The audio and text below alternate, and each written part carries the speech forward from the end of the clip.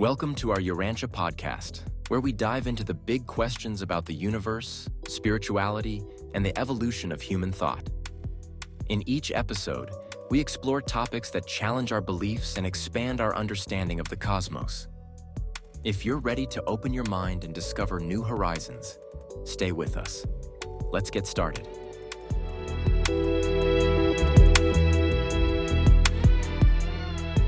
Man, some days it feels like the news is just one giant downer, Climate catastrophe, political scandals, AI taking over the world. It's like, can we get a break over here? Yeah, I get it. Our brains definitely have a knack for latching onto the negative. So, ready for a refreshing change of pace? Today, we're diving into something a bit more optimistic. Absolutely. We're exploring a surprisingly positive perspective on the future of, us. Human civilization. We've got excerpts from a talk called, get this, The Future of Human Civilization. Plus, we've got the slides to go with it. And the cool thing is, these sources aren't sugarcoating anything.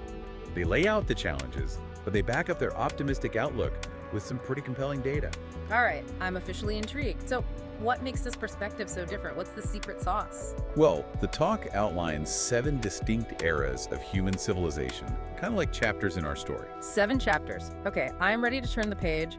What exactly are these eras? And more importantly, where are we now? All right, so buckle up. We've got nutrition security, material comfort, knowledge and wisdom, philosophy and fraternity, spiritual conquest, and last but not least, light and life. Wow, okay, that's a mouthful. But I have to ask, are we talking like cavemen suddenly debating philosophy? Not quite. These aren't rigid boxes or anything. Think of it more like a journey with some interesting detours and overlaps along the way.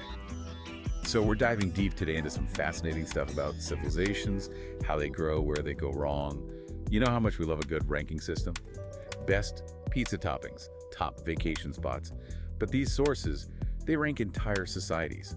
Like, imagine saying ancient Rome was a few steps ahead of, say, those insanely organized Indus Valley cities. Wild, right? Yeah, and what's really interesting is that these excerpts, they don't just lay out a timeline, they give us a model, almost like a roadmap for how this whole civilization thing is supposed to go. But like any good roadmap, it's got those little warning signs, right? Caution, potential wrong turns ahead, places where societies can get stuck. Oh, trust me, it gets really interesting, a little ominous even. Especially in that Documento 50 source, when it gets into these stages, it's like a cosmic reality check with this whole planetary quarantine thing. But we'll get to that later. First, gotta lay the groundwork. So 7 stages of civilization. Where do we even begin? Well, picture this. Humanity, just starting out, stage 1 is all about survival.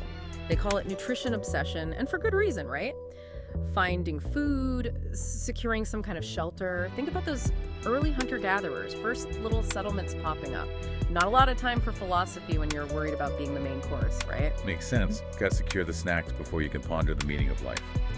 So what's next on this civilization climb? We start building pyramids. Not quite yet. We're talking stage 2 here, the craving security phase.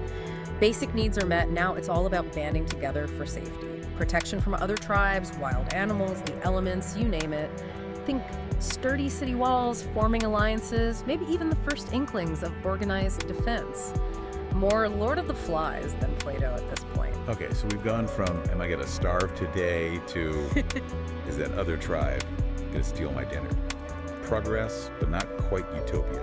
But then it gets interesting. Stage 3, the comfort trap. I'm sensing a theme here, and not a good one. You'd be right to be wary. This is where things get tricky. Imagine societies that have agriculture down, they've got a good degree of security, they're comfortable. But, and this source really hits on this, that's where the danger of overindulgence kicks in. Think about the Roman Empire, right? Incredible advancements, but ultimately, internal decay, decadence, the whole thing. Ooh, okay. So it's not just about achieving a good quality of life, it's what you do with it. And this comfort trap that feels eerily relevant to a lot of what we see happening in the world today. Precisely. The source even emphasizes how societies can get stuck in this stage, prioritizing pleasure over progress. Which, begs the question, are we in the comfort trap right now? I'm getting ahead of myself. Now that's huge EE. Yeah. Something for everyone listening to really consider, are we too comfortable for our own good? But let's climb a little further up this ladder before we spiral. What's stage 4 got in store for us? Stage 4 is where we see a glimmer of hope. The knowledge craving stage. Finally, a thirst for learning. Societies at this point, they start prioritizing education, passing down all that accumulated wisdom, experimenting with new ideas. This is where you see massive leaps in innovation, the development of writing, mathematics, sciences. Think ancient Greece, the Islamic Golden Age, these periods of intense intellectual and cultural flourishing. So this is where we move from surviving to thriving, from fearing knowledge to chasing it down. But what comes after you've sated that thirst for knowledge? What then? That, my friend, is where we enter the realm of ethics and cooperation. Stage 5, philosophical and brotherly. It's not just about what we know anymore, but how we use that knowledge to build a better society, right? Think about the development of democratic ideals in ancient Athens, the emphasis on social justice in early Buddhist philosophy. These are the seeds of a more just and equitable world. So it's not just can we all survive anymore, it's can we all thrive together. Okay, I like where this is going. It really is about moving beyond that individual survival instinct and into something more like collective flourishing. Okay, so we've got food, shelter, security, knowledge, a sense of community. What else is there? What's left to strive for at that point? That, my friend, is the million-dollar question, and that's exactly what this stage is all about. Stage 6, spiritual seeking. It's where societies start to grapple with those big existential questions, What lies beyond the material world? What's the point of it all? Okay, I can see that. After you figured out the whole survival thing, I guess you've got to find something to keep you going, something more than just the day-to-day. Exactly. Think about the rise of major religions. There's really complex philosophical systems, the explosion of art and literature that grapples with the human condition. It's all searching for meaning, purpose, a connection to something bigger than ourselves. So after all those stages of building and learning and figuring things out, it's like societies finally earn the right to ask those big why are we here questions. It really is like that, almost like Maslow's hierarchy of needs, but on a societal scale. Remember that. Can't exactly contemplate the meaning of life when you're worried about where your next meal is coming from. Right. But once those basic needs are met, societies start to think about their place in the universe. Which brings us to the final stage. The peak, stage 7, light and life. This one sounds pretty utopian. Almost too good to be true. It does have a pretty idealistic ring to it, doesn't it? Imagine a society that's taken the best of all the previous stages and combined them into this perfectly harmonious existence. Advanced technology, but used responsibly for everyone's benefit. A deep understanding of the universe and our place in it. Compassion, cooperation, individual fulfillment, it's all there. It's basically the ideal, a civilization firing on all cylinders. It does sound pretty incredible, I'm not gonna lie. But that begs the question, if this light and life stage is the goal, where does that leave humanity? Are we anywhere close? That's the thing. Our sources seem to suggest we might be a little behind schedule. Remember that planetary quarantine concept we mentioned earlier? Yeah, it's time to unpack that. Okay, makes sense. So where are we on this grand journey of human civilization then? Get this, according to the source, we've been hanging out in the material comfort era for, well, about 1 million years. Wait, 1 million years. In material comfort. I don't know about you, but that feels a tad longer than my Monday morning commute. It doesn't exactly scream progress, does it? It really makes you think, what does material comfort even mean over such a massive stretch of time? And what have we actually accomplished during this era? Which leads to a very important question. Are we really better off than our ancestors? I mean, life 250 years ago sounds, well, let's just say intense compared to our world of instant ramen and streaming services. Okay, well, that's where the data gets really interesting. The source highlights some mind-blowing statistics about our progress as a species. For instance, did you know that 250 years ago, a third of children, even in wealthy nations, died before they even hit 5 years old? Oh, wow. That's just heartbreaking. And today, what's that number look like now? Today, that number has plummeted to less than 6%, even in countries that are still developing. That's a testament to the incredible advancements in healthcare, sanitation, and overall living conditions. Okay, I can see a glimmer of hope peeking through. But here's the thing, if things are objectively better, why are we bombarded with so much doom and gloom? Why do we feel like the world's ending? That is the million-dollar question, isn't it? The source points to a few key culprits. First up is what the speaker calls millenarian religious doctrines. Basically, these belief systems often center around an apocalyptic worldview. They interpret everything happening around us through the lens of the end is near. Ah, yes, the classic end times prophecy. Haven't we been hearing that one for, I don't know, centuries? Exactly. And get this, the source specifically calls out a common misinterpretation of biblical passages about the destruction of Jerusalem.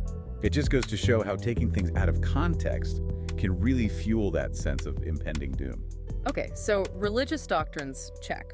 What else is feeding this negativity bias? Spill the tea. Well, there's also the media's tendency to focus on negative news. And honestly, it's not always a deliberate choice. It's kind of hardwired into us. Wait, really? How so? Our brains are literally programmed to pay more attention to threats. It's a survival instinct from our caveman days, back when we had to dodge saber-toothed tigers on the daily. So you're saying we're wired to fixate on the bad news. That explains a lot about my newsfeed. Right. And the media, whether intentionally or not, plays into that primal instinct by prioritizing attention-grabbing stories. And let's be honest, those often tend to be the negative ones. That's like that old saying, if it bleeds, it leads. It makes sense from a biological standpoint, but it's still kind of disheartening. It is. But there's one more factor at play here: declinism. Declinism, huh? That sounds ominous. It's not as scary as it sounds. It's basically our tendency to romanticize the past. Filtering out all the bad memories and focusing on a simpler, seemingly better time. The good old back in my day syndrome. Everyone knows someone who thinks things were just better then. And while it's awesome to appreciate the past, this rose-tinted nostalgia can really warp our view of the present, making it harder to see the incredible progress we've made. So let me get this straight. Our brains are tricking us with negativity, the media's feeding into it, and then we sprinkle on some romanticized nostalgia for good measure. Pretty much sums it up. Yeah. But luckily, we've got data on our side to challenge those assumptions. And speaking of data, this talk includes a really awesome visualization that brings these statistics to life. Ooh, I love a good visual aid. Set the scene for us. What's this visualization all about? So imagine this. The speaker embeds this short video, and it uses animated data to show changes in global life expectancy and income over the past 200 years. It's actually pretty amazing to see. It's like watching history unfold, but instead of battles and empires, we get to see how much longer and healthier our lives have become. That's pretty cool. You got it. Okay, you've totally sold me on the visualization. As a self-proclaimed data nerd, I gotta know, what kind of stuff jumps out at you? Oh, it's so cool. You see these bubbles, right? And they represent different countries. As their life expectancy and income go up, the bubbles literally rise on the chart. It's surprisingly emotional to watch. Wow, so we're talking like watching the world become a healthier, wealthier place in real time. That's a big part of it. The video also shows how much Asian economies have grown, especially China, and how the gap between the West and the rest of the world is shrinking. Pretty amazing. That is huge. We hear so much about global inequality, but seeing that kind of visual representation of progress, even acknowledging the nuances, it does give you hope, Totally. It makes you rethink all that doom and gloom we were talking about earlier, right? No kidding.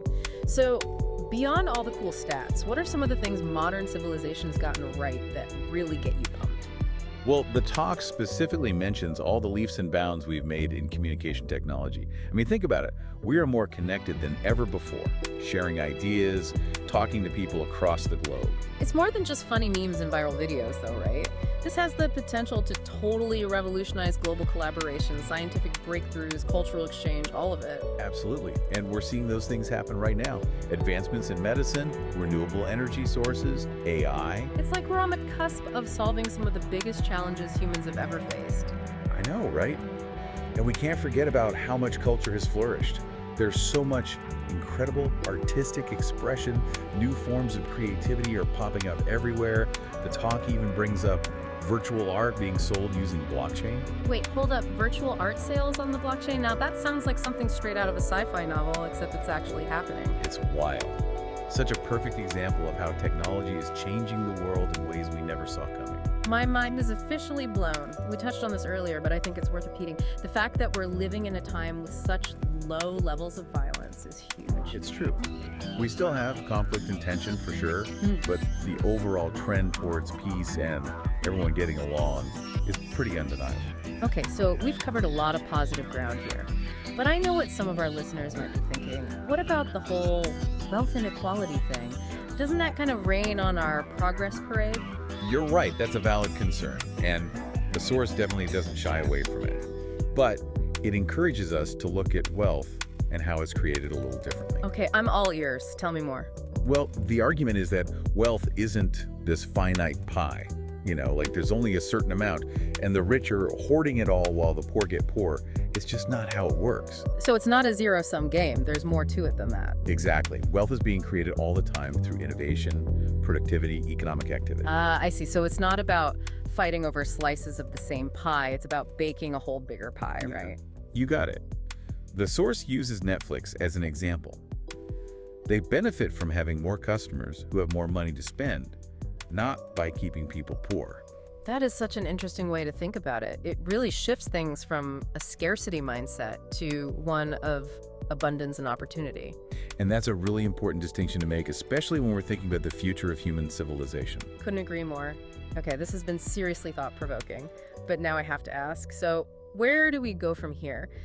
This deep dive has definitely left me feeling, well, cautiously optimistic, but also with a sense of responsibility. Like, what can we actually do as individuals to make a positive difference? That is a great question, and it's something the source actually tackles head on. Oh, really? They don't leave us hanging. Not at all. They suggest thinking small, starting right where we are in our own communities. Like, what's a problem you see around you that really gets to you? And then think about some realistic solutions you could be a part of. I love that. It's so easy to get overwhelmed by all the huge global issues, but taking action locally, that feels doable. It's about focusing on what we can actually control, right? I mean, I can't single-handedly fix climate change, but I can start composting, support those local environmental groups, be more mindful of what I'm buying, small steps. Exactly. And that really connects to one of the most interesting points this whole talk makes about, progress in general. Remember when we were talking about that whole Lucifer thing? Trying to skip ahead in the evolutionary process? Oh, yeah. Wanting to jump straight to the finish line, right? Instead of trusting the journey. It's like trying to go from crawling to sprinting without ever, learning to walk. Yes. And this talk really emphasizes that real lasting change takes time. It's about slow, steady evolution, not some overnight revolution. Just like you don't just wake up one day and run a marathon, we can't expect to solve these huge, complicated problems with a snap of our fingers. That's the million-dollar question, isn't it? The source doesn't explicitly say, hey, you guys are dangerous, but it definitely implies that we have a lot of growing up to do as a species. And the quarantine idea suggests that the forces that be are very interested in seeing how we handle ourselves. This whole planet under observation thing is kind of a lot to process. Yeah. It really makes you think twice about those bad habits, huh? It definitely puts things into perspective, and it makes you wonder, are we rising to the challenge? Are we even trying? Okay, full disclosure, this whole cosmic report card thing has got me feeling a little self-conscious. Are we even passing? But more importantly, if we are lagging behind, like these sources suggest, what can we actually do about it? It can't all be doom and gloom, right? That's the million-dollar question, isn't it? And thankfully, that second source, the Evolución del Gobierno Representativo one, it actually offers some guidance. It lays out 10 steps towards a well-functioning, truly representative democracy, basically a roadmap for building a society that can actually break free from this whole planetary quarantine thing. All right, so we've had the cosmic critique. Now let's get to the solutions. Hit me with these 10 steps. What's the secret sauce, according to this source? Well, some of them are what you might expect. Freedom of the individual, rule of law, security of property. Those are foundational, right? Yeah. But then there are a few that really jump out, especially in light of everything else we've been talking about. Number 2, for example, freedom of mind. We touched on this a bit earlier. It's not just about having freedom, but what you actually do with it. Easy to say, maybe not so easy to actually live by, right? Exactly. And the source really digs into that. It emphasizes that true freedom of mind. It requires critical thinking, a willingness to question things, to engage in debate that's actually, informed. It's about being an active participant in shaping the world around you, not just accepting what's given. Which, let's be real, is way harder than it sounds in this day and age. The sheer amount of information out there, the echo chambers we can build online, it's easy to feel like thinking is optional. It's a real challenge, no doubt, and it ties directly into another one of those key steps. Number 7, the danger of mediocrity. Okay, tell me more about this one. Why is choosing good leaders, capable leaders, so hard? Is the problem us, or is it them? Honestly, the source makes a good case that it's a bit of both. You see, when a society becomes too complacent, too comfortable, remember that comfort trap, That's when we become vulnerable to mediocrity in leadership. People start prioritizing convenience, entertainment over critical thinking, over engagement, and that can lead to, well, poor decisions at all levels, really from the little choices we make day to day to who we elect to represent us on a larger scale. This is like this vicious cycle. We get complacent, which leads to mediocre leadership, which just further perpetuates the cycle. If that's the case, are we just doomed to repeat this forever? Not necessarily. The source also emphasizes that we can break free from that cycle, and that's where step 9 comes in, controlling public officials. Okay, this sounds promising. So how do we actually do that? What does it look like to truly hold our leaders accountable? It's about demanding transparency. It's about actively participating in the political process, not just during election season, but all the time. We can't just sit back and hope for the best. So it really comes down to individual action, which, I'm not gonna lie, can feel daunting, especially when we're talking about these huge systemic issues. I hear you. But here's the thing. Every choice we make, every action we take, it all adds up. It all contributes to the collective direction of society. So just to connect all the dots here, if we want to break free from this cosmic quarantine, if we want to reach that light in life stage, we got to step up our game both individually and collectively. Exactly. And the beautiful thing is, we already have the tools. We have the knowledge, the capacity for compassion, for cooperation. It's all there within us. So maybe light in life isn't some far-off utopia. Maybe it's a choice we make every single day, in the big ways and the small. Now you're getting it. It's about recognizing that we're not just along for the ride, we're the ones holding the map. And on that note, to everyone listening, we'll leave you with this. What will you do today, right now, to nudge humanity just a little bit closer to that brighter future? So it's less about those big, sweeping gestures and more about making consistent, incremental improvements. Like each small step, each positive action we take adds to something bigger. Exactly. And that's true for us as individuals just as much as it is for civilization as a whole. Just imagine if everyone listening decided to make even one small positive change today. Think about the collective impact that would have over time. That is a seriously powerful and hopeful message. It reminds me of that saying, a journey of 1,000 miles begins with a single step. And who knows, maybe those small steps we take today end up being giant leaps forward for humanity somewhere down the line. Now that is a thought I can get behind. It's a good reminder for all of us. So the question is, what will your first step be? What can you do today in your own life to take a step, even a tiny one, in the direction of a brighter future? That's definitely something worth thinking about. And on that note, we hope this deep dive has left you feeling a bit more informed, maybe even a bit more hopeful, and a whole lot less, well, doomed about the future. We'll leave you with that thought-provoking question. Until next time, keep learning, keep asking questions, and most importantly, keep believing in the power of, well, us. The power of humanity to create amazing things.